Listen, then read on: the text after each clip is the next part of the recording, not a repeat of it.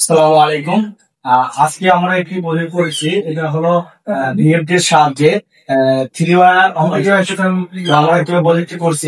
এখানে আমরা এখন করে দেখাবো কিভাবে ভিএফডি তে একটা সিনেমা ভিএফডি তে থ্রি ওয়ার অপারেশন করা হয় ম্যানুয়ালি।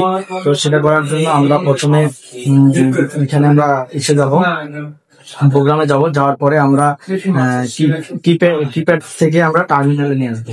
টার্মিনালে আনার জন্য আমরা এখানে দেখতে পাচ্ছি এগুলোই করতে হবে।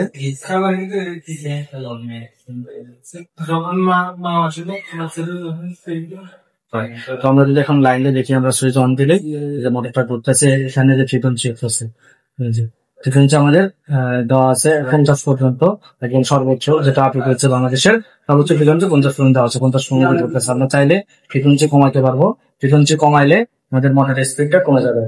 অর্থাৎ ভিএফডি তে ফ্রিকোয়েন্সি কমানো বাড়ানোর মাধ্যমে মোটরের স্পিড কন্ট্রোল করা হয়। তো এটাই আজকে দেখানো হলো।